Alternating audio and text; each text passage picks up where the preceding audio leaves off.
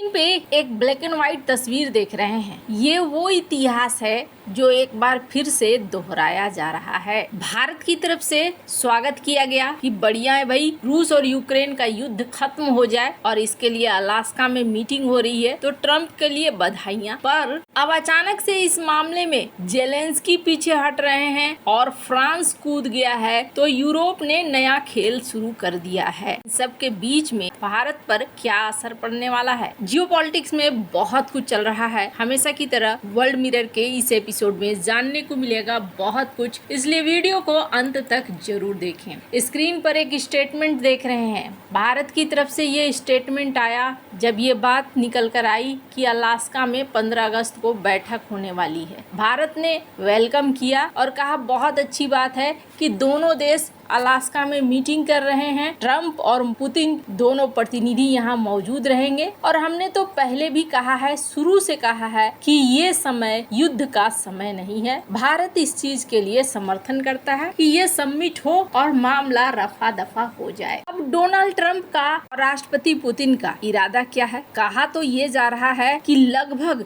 दोनों के बीच में सारी चीजें फाइनल हो गई है और फाइनल होने के साथ साथ रूस ने अपनी मंजूरी भी कथित तौर पर दे दी है। और किस शर्त पर मंजूरी दी है? स्क्रीन पर एक मैप देख रहे हैं। इस मैप में ये जो पूरा इलाका देख रहे हैं, लुहांस्क का, डोनेस्क का, ज़ैपोरिज़िया का, खेरोसन का और क्रीमिया का, ये वो इलाका जो यूक्रेन का कभी हुआ करता था। रूस ने यहाँ कहा है कि भाई क्रीमिया पर तो हमने पहले ही कब्जा कर लिया है। खेरोसन, ज़ैपोरिज़िया, डोनेस्क, लुहांस्क जो ये ईस्टर्न यूक्रेन का हिस्सा है, इस हिस्से पर अब हमारा कब्जा हुआ। तो अगर तुम मान लेते हो तो ठीक है। कहा जा रहा है कि इस रंगे हुए हिस्से से थोड़ा ज्यादा हिस्सा भी हो सकता है। यहाँ पर लगभग आधा यूक्रेन अब इनको वापस चाहिए। अब वापस मैं क्यों कह रही हूँ? क्योंकि ये सोवियत संघ के कभी हिस्सा हुआ करते थे। अब यूक्रेन के बिना ही ये मीटिंग होगी और आपके मन में ख्याल आएगा, अच्छा तो पुतिन ने ये बात कही तो ट्रम्प का इरादा क्या है? ट्रम्प का इरादा इस वीडियो में सुनिए। You're looking at territory that's been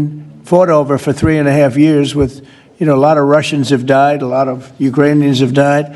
So we're looking at that, but we're actually looking to get some back and some swapping. It's complicated. It's actually nothing easy. It's very complicated, but we're going to get some back. We're going to get some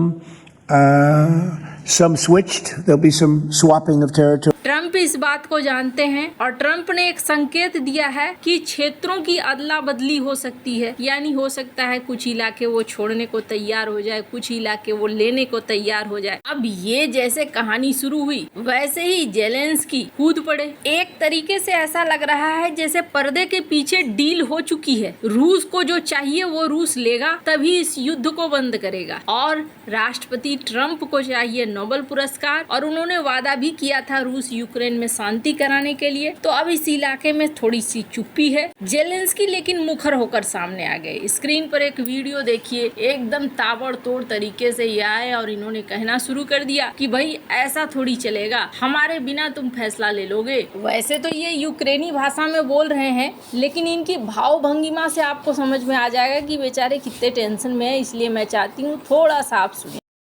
Шановні українці, українки, президент Трамп оголосив про підготовку своєї зустрічі з Путіним на Алясці. Дуже далеко від цієї війни, яка триває на нашій землі, проти нашого народу, яку все одно не закінчити без нас, без України.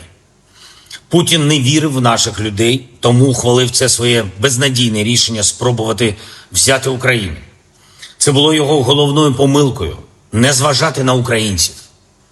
अब इन्होंने यहाँ पर वो राग अलापना शुरू कर दिया कि यूक्रेन का फैसला क्या यूक्रेन को साथ लिए बगैर होगा? ये डिसीजन तो ठीक नहीं है। यूक्रेन को लेने का, बांटने का जो सोच रहे हैं ये बिल्कुल भी ठीक नहीं है, हमारे लोगों के लिए ठीक नहीं है। यूक्रेनियन जो है स्ट्रांग है वगैरह वगैरह, हम यहाँ लड़ेंगे, आगे बढ़ेंगे। अब इससे ये प्रतीत हो रहा है कि यूक्रेन को साइड में रखकर इस डील को आगे बढ़ाया जा रहा है। और यूक्रेन के सामने क्या है? क्या यूक्रेन आगे कुछ कर पाएगा? इससे तो लगता है जैसे रूस यूक्रेन युद्ध की समाप्ति नहीं होगी। तो आपको बता दूं, जो गेम जेलेंस्की ने खेलने की कोशिश की थी ना, वही गेम अब राष्ट्रपति पुतिन ने खेल दिया है। जेलेंस्की ने कौन सा गेम खेलने की कोशिश करी थी? जेलेंस्की ने कथित तौर पर अमेरिका को एक ऑफर दिया था कि हमारे यहाँ बहुत सारे भंडार हैं खनिज के, मिनरल्स के, चलिए डील कर लेते हैं और इस युद्ध में आप हमें सपोर्ट करिए। लेकिन यहाँ क्या हुआ, शुरुआती दिनों में ये डील वाली बातचीत हुई, लेकिन बाद में ये डील वाली बात बिगड़ गई। और हुआ क्या, जो खास इलाके हैं, लिथियम जैसे रेयर अर्थ मटेरियल के इलाके, वहाँ पर अब हो गया है रूस का कब्जा। अब कहा जा रहा है कि जो डील राष्ट्रपति जेलेंस्की के साथ होनी थी, हो सकता है राष्ट्रपति पुतिन के साथ डोनाल्ड ट्रंप की हो जाए, क्योंकि अब तो वो पूरा इलाका उनके कब्जे में है। तो अब यहाँ सीन हो गया है बड़ा कॉम्प्लिकेटेड। अगर आपके मन में ख्याल आ रहा है कि जेलेंस्की तो अकेला पड़ जाएगा, कुछ नहीं होगा, यहाँ पर अमेरिका और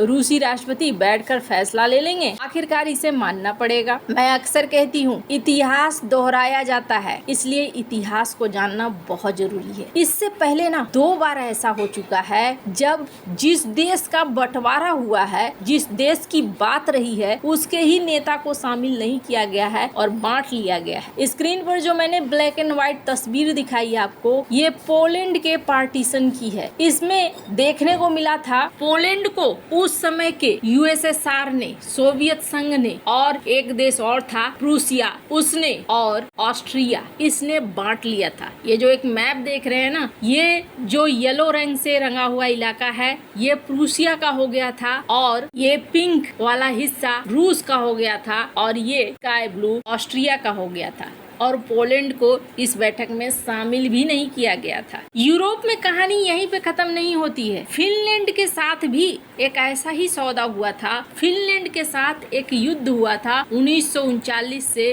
1940 में सोवियत संघ और फिनलैंड के बीच में। तब फिनलैंड ने बहुत सारे ट्रिक भी अपनाए थे। इनके जो युद्ध की कहानियां है ना, बड़ी मजेदार है। लेकिन आखिरकार फिनलैंड ने काफी साहस से लड़ा, पर ये हार गए। और हारने के बाद क्या हुआ, सोवियत संघ ने इनकी 11% जमीन पर कब्जा कर लिया। अब बात आ गई कि फिनलैंड या तो 11% जमीन छोड़ दे या फिर आगे युद्ध लड़े और पूरा का पूरा फिनलैंड खत्म हो जाए। तो उस समय फिनलैंड ने ये डिसाइड करा कि चलो हम 11% जमीन छोड़ देते हैं और शांति को हम अपना लेते हैं। दोनों के बीच में समझौता हुआ, 11% जमीन फिनलैंड ने सोवियत संघ को छोड़ दी। तो क्या यूक्रेन की कहानी में ऐसा ही होने वाला है? नहीं, यूक्रेन की कहानी में ऐसा नहीं होने वाला है। और इसका संकेत दे दिया है इमैनुअल मैक्रोन ने। स्क्रीन पर एक आर्टिकल देखिए। इन्होंने कहा है कि मैंने जेलेंस्की से बात करी और मैंने जर्मनी के चांसलर से भी बातचीत करी और हम लोग सपोर्ट करेंगे यूक्रेन को। यहाँ पर इन्होंने कहा कि यूक्रेन का फ्यूचर यूक्रेन के बिना डिसाइड नहीं किया जा सकता है। मतलब यहाँ पर जंग अभी चलेगी। और इसके अलावे उर्सुला वेन, इन्होंने अब बेलारूस के ऊपर आरोप लगाना शुरू कर दिया है। बेलारूस के लोगों को समझाना शुरू कर दिया है कि भाई तुम्हारे खिलाफ, तुम्हारे ऊपर एक तानाशाह बैठा हुआ है। क्योंकि बेलारूस और रूस दोनों ही मिले हुए हैं, इस वक्त पक्के वाले दोस्त हैं। अब सवाल उठता है कि इस मीटिंग का आउटकम क्या आने वाला है। तो फिलहाल तो ऐसा लग नहीं रहा है कि रूस यूक्रेन की शांति होगी। अब सवाल ये है कि क्या भारत पे लगा टैरिफ हटेगा, जो टैरिफ रूस यूक्रेन के नाम पर लगाया गया है। अब ये सीन थोड़ी दुविधा वाली है। ऐसे आपको क्या लगता है, इन सब मामले में आपकी क्या राय है, कमेंट कर जरूर बताएं। जल्द मिलते हैं अगले वीडियो में नई खबर के साथ।